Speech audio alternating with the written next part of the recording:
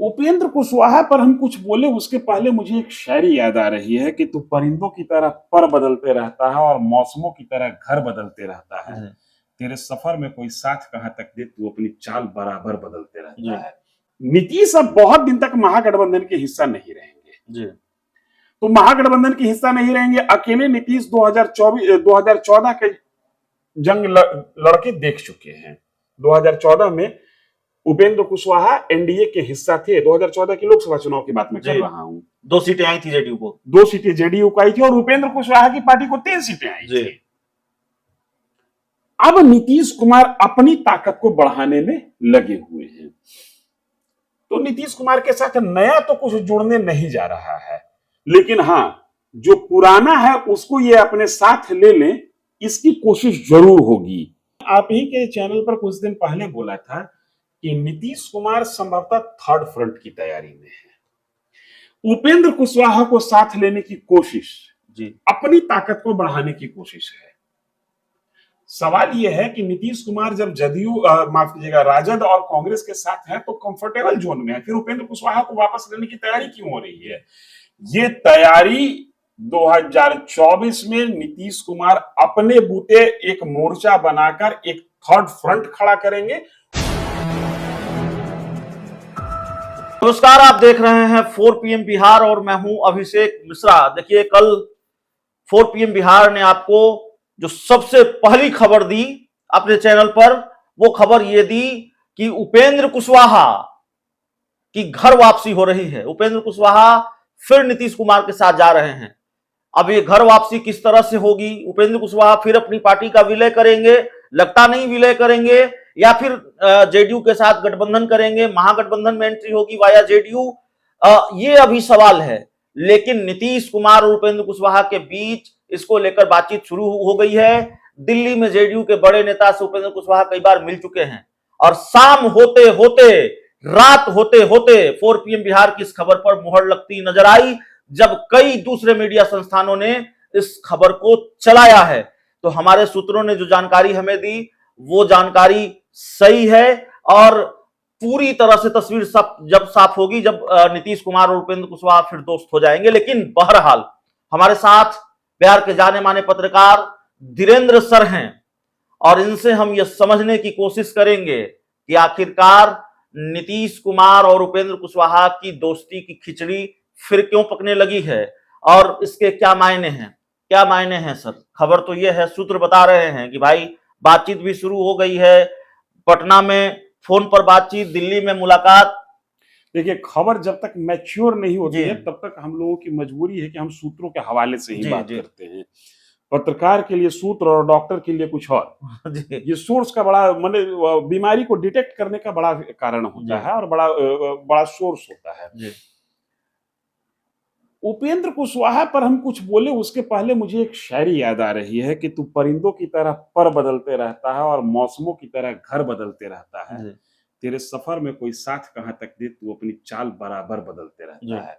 खैर, उपेंद्र कुशवाहा बड़े अरमान के साथ गए थे बीजेपी में, बीजेपी के एनडीए में, साथ एनडीए एनडीए में। में। जी अभी भी उपेंद्र कुशवाहा एनडीए में हैं, जी लेकिन जिस तरीके से सम्राट चौधरी का कद एनडीए में बढ़ रहा है, प्रदेश अध्यक्ष तो वो हैं ही, उसके बावजूद उनका कद जो बढ़ रहा है, ये उपेंद्र कुशवाहा को रास नहीं आ रहा होगा, या ये कहिए कि सम्राट चौधरी के सामने उपेंद्र कुशवाहा की कीमत या वैल्यू कम आंकी जा रही होगी।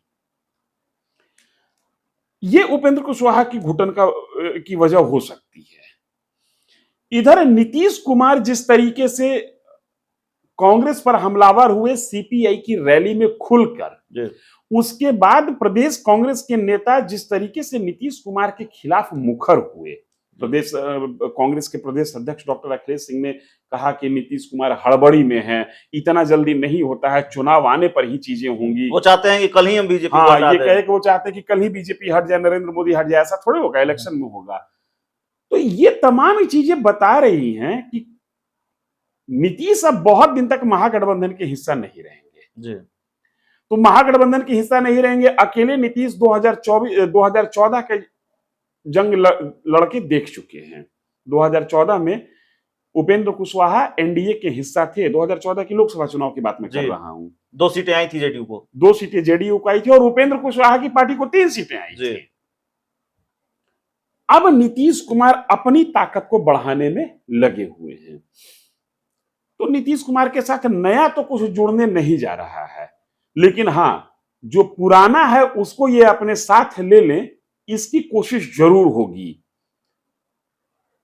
अब आपका प्रश्न हो सकता है कि पुराने में तो ये एनडीए का हिस्सा भी रहे नहीं, हैं। हमारा प्रश्न इससे थोड़ा और महत्वपूर्ण है। इस प्रश्न पर भी हम आएंगे, लेकिन हमारे जहन में जो सवाल इस समय चल रहा है, जब आपसे बात हो रही है, तो ये पूछने का लालच हम नहीं छोड़ पा रहे हैं कि क्या तैयारी ललन सिंह को निपटाने की है उपेंद्र कुशवाहा को लाकर? नहीं, वो ललन सिंह को निपटाने की ताकत उपेंद्र कुशवाहा में नहीं है जी। और ललन सिंह जिस मैनेजमेंट के साथ बैठे हुए हैं और जिस प्रगाढ़ता के साथ नीतीश कुमार के साथ बैठे हुए, फिलहाल एक वक्त था अशोक चौधरी प्रकरण में ऐसा लगा, लेकिन बहुत टेक्निकली ललन सिंह ने उन चीजों को हैंडल किया, या ये कहिए कि जदयू ने अपने घर के अंदर की घमासान को शांत किया। जी।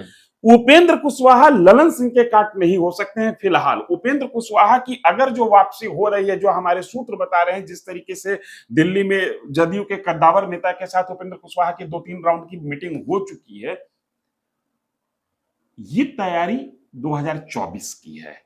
हाँ, 2024 के बाद जब मामला एक बार मैच्योर शांत होगा तो इनफाइटिंग तो घर में चलती रहती है, लेकिन अभी जो आप कह रहे हैं वहां पर मैं नहीं जा रहा हूं, वहां पर जाने का नहीं, कोई एक बात संकेत मैं और आपको बता दूं कि जब से ये खबर चली है 4 पीएम पर, जेडीयू और बीजेपी दोनों खेमों में खलबली है।